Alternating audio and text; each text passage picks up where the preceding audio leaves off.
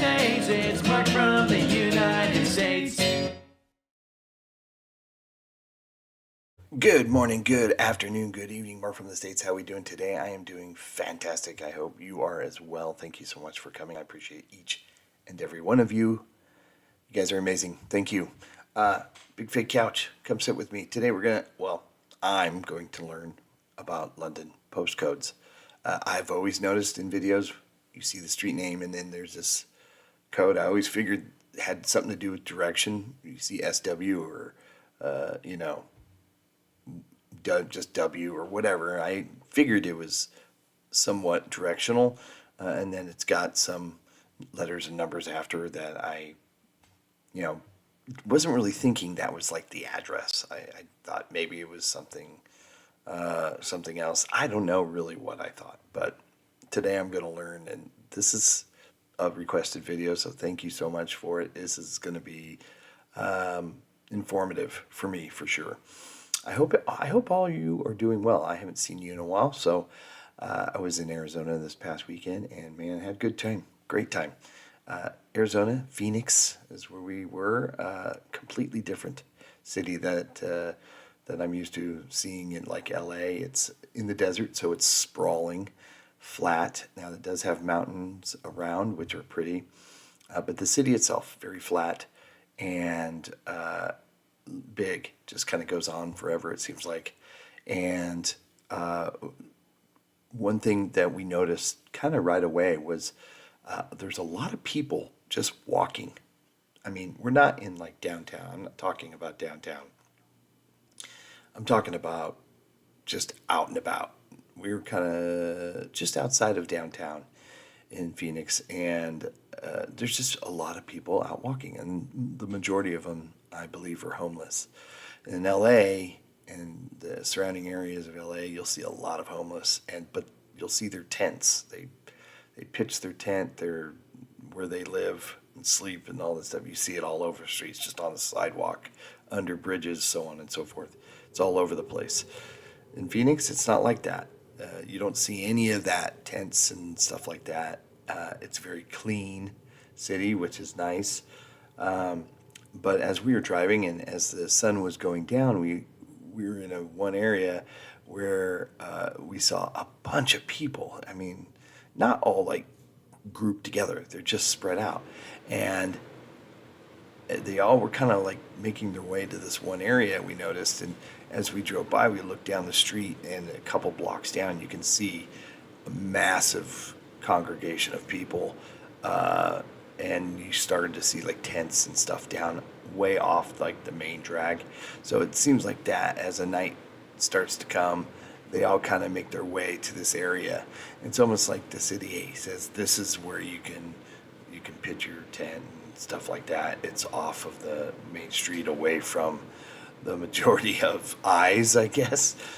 Really bizarre. But yeah, a lot of people just walking around doing their thing during the day, whatever they do.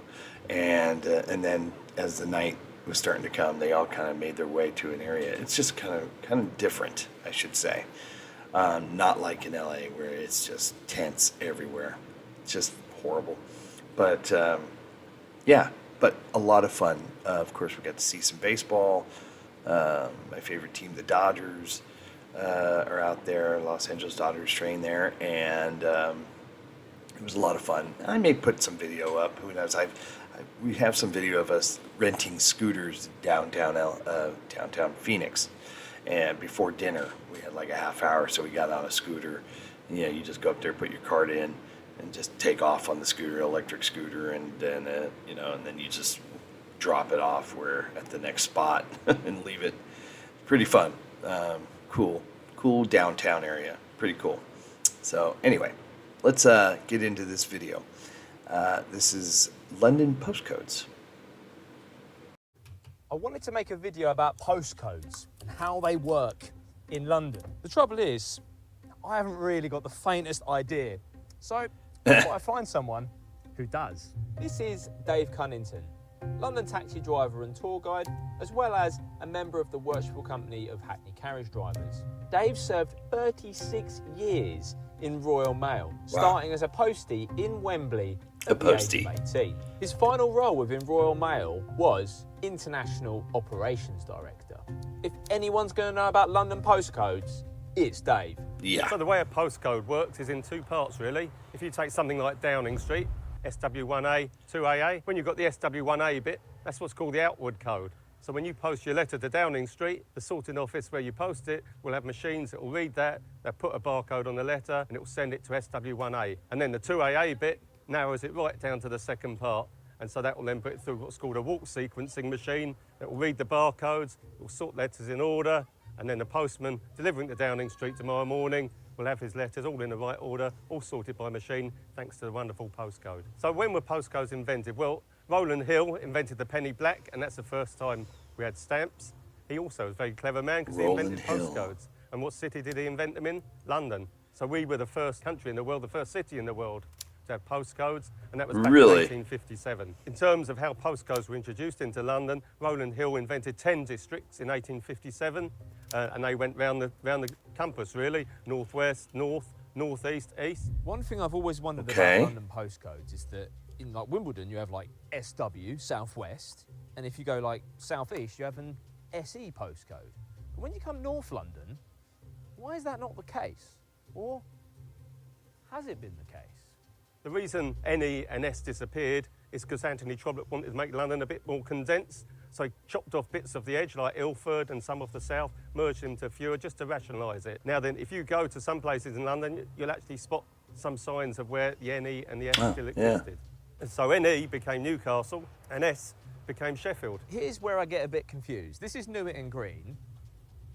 I see a sign there that says N1, and then almost next to it, where that fish and chip shop is N5. N5. So where the bloody hell is 2, 3 and 4?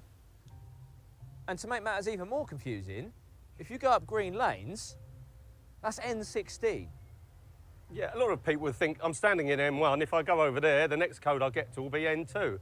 However, that's not how the numbering systems ever work with postcodes, not just in London, but all over. So they tend to work in alphabetical order. In London, the ones, N1, W1, SE1, they're normally the central code where the district office used to be.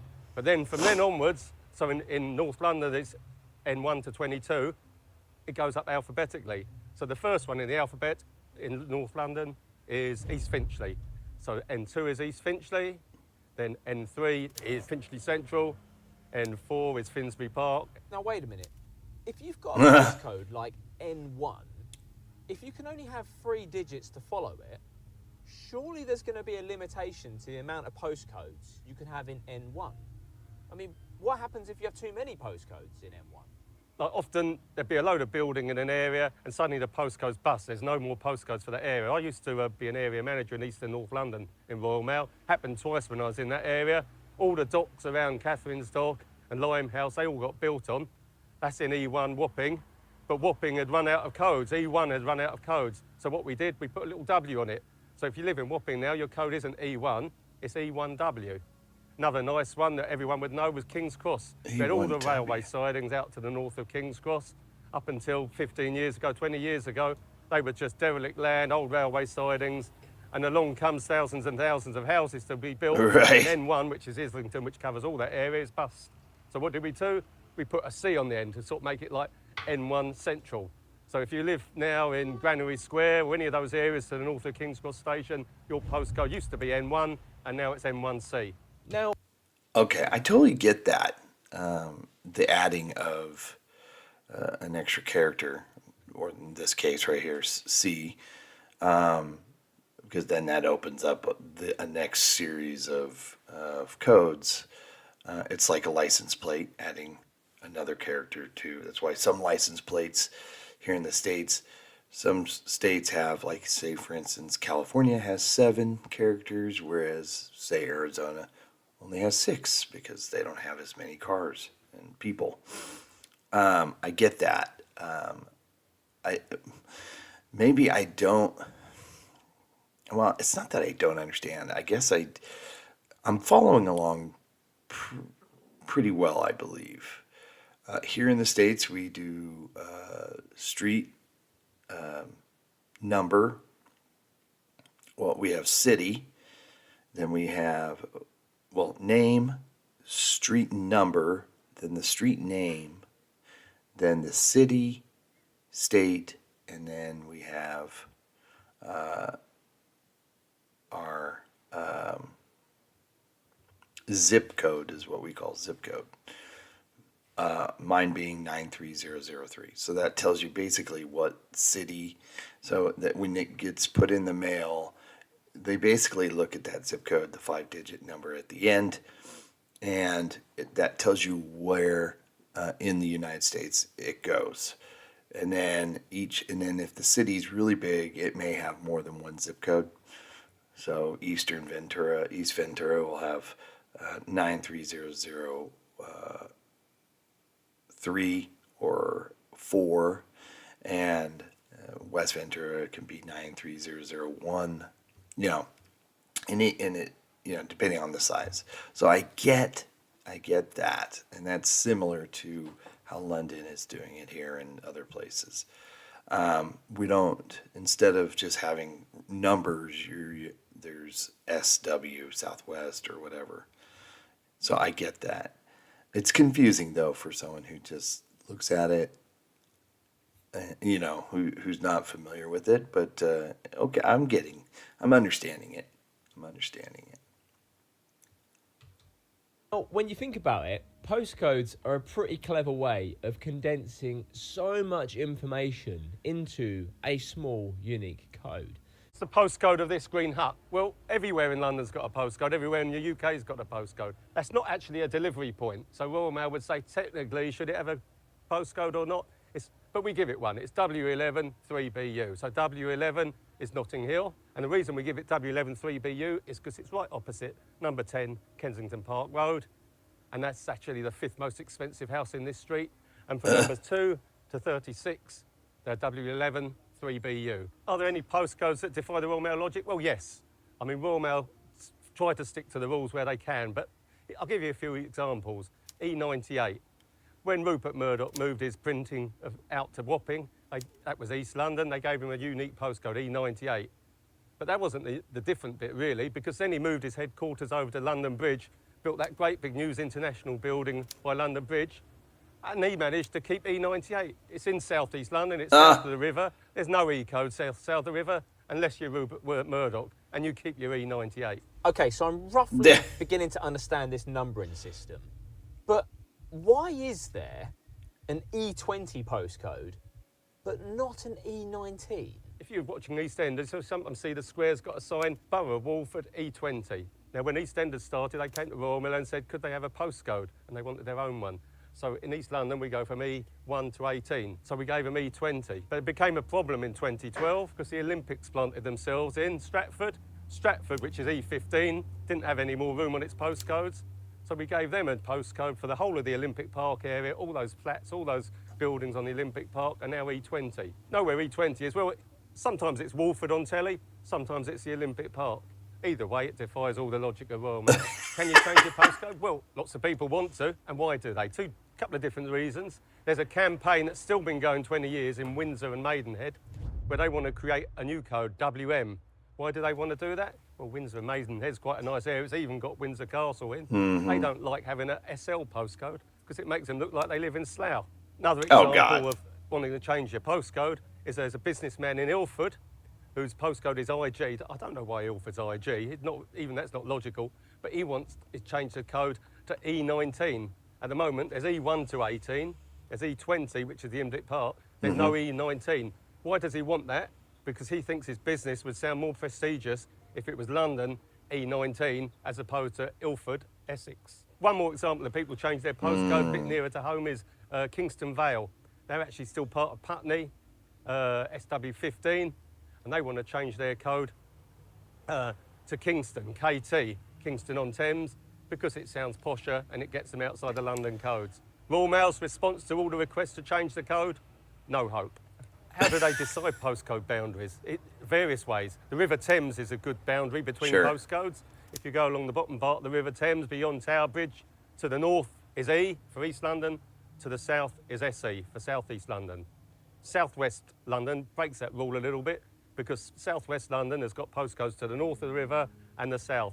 Tends to be the posher ones to the north. So you've got SW1 Westminster, you've got SW3 Chelsea, SW5 Earls Court, SW6 Fulham. They're all north of the river.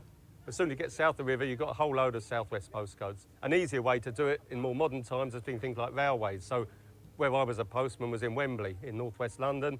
Wembley is split into two, HA9, HA for Harrow, because it's part of the Harrow district, HA9 and HAO. What goes right up the middle of Wembley? The railway from Euston. So everything to the right or to the east of the railway is HA9. Wow. Everything to the west, to the left is HAO. Maida Vale, W9 borders onto NW8, St John's Wood.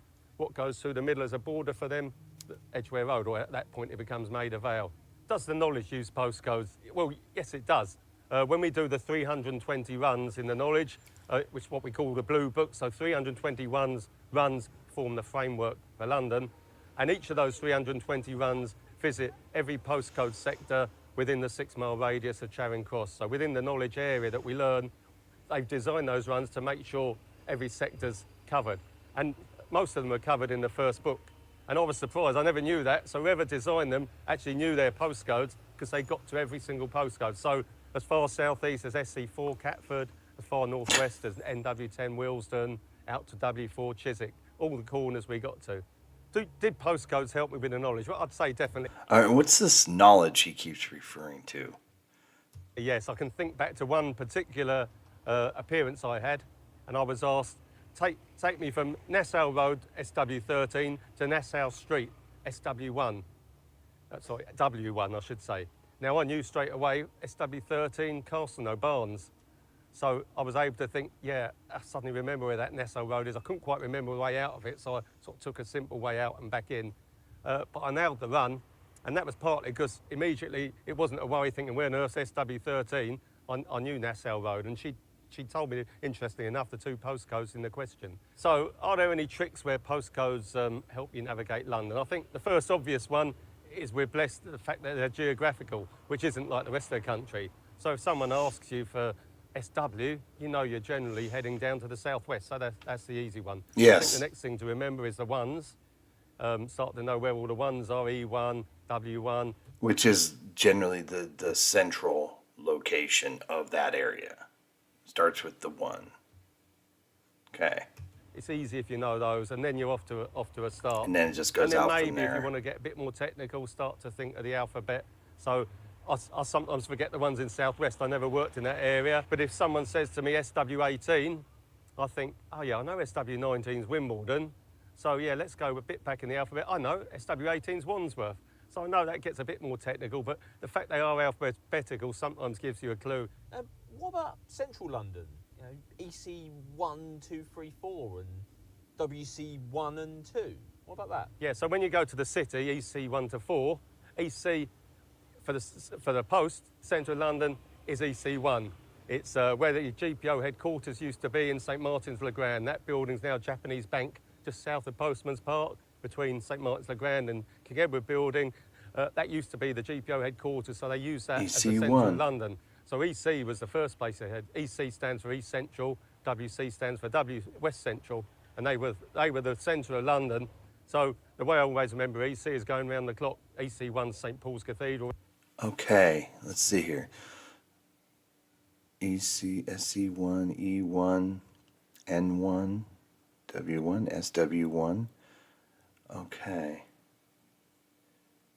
And WC. There's okay, no, then it just goes out from there. I mean, that makes sense. I mean, it definitely takes having to know the city and that sort of thing. But I mean, yeah, okay, I guess I get it.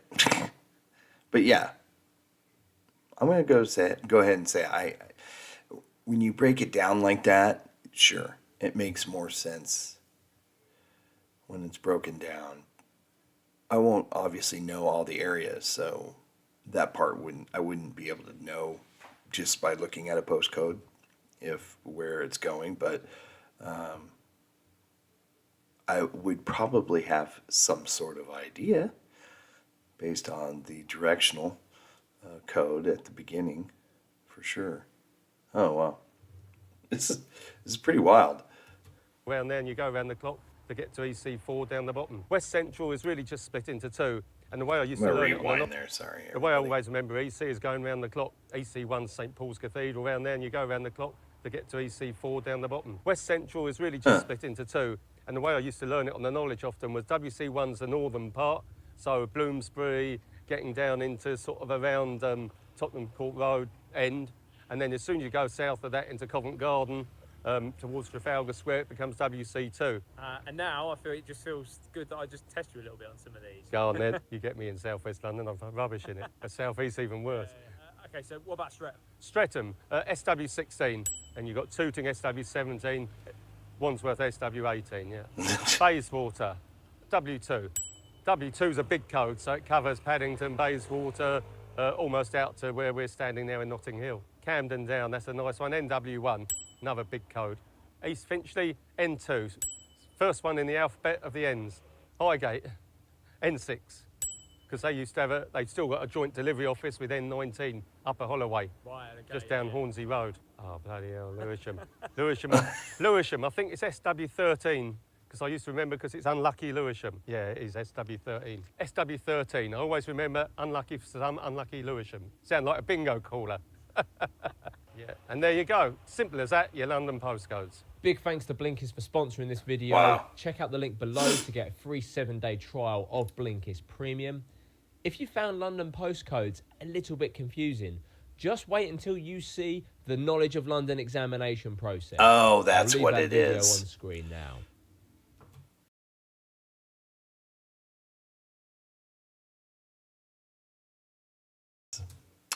That's what that is. Okay, the knowledge is the taxi exam or something to do with that. Please go support Tom and his channel. So important. Links will be in the description to his channel and to this video we watched today. Very informative. Now it makes a little sense when I see these videos of London. You see this random, what I thought at the time was random, is not random. So that is this was a good video. So thank you for the suggestion for this, the request. This was interesting for sure. I've definitely learned something today. I'm sure most of you knew this or knew the gist of it, that it was postcodes, obviously, and how it works, because you've all probably sent mail in your part of the world, but I don't think I've ever sent anything to the UK or England or London, so I don't think I've ever had to draw up something like that before, but yeah, very interesting. I'm glad I watched this video. I hope everybody's happy, healthy, and safe. Thanks so much for coming. Hopefully you learned something. Hopefully there was something there that you learned, that you got something out of it. Hopefully.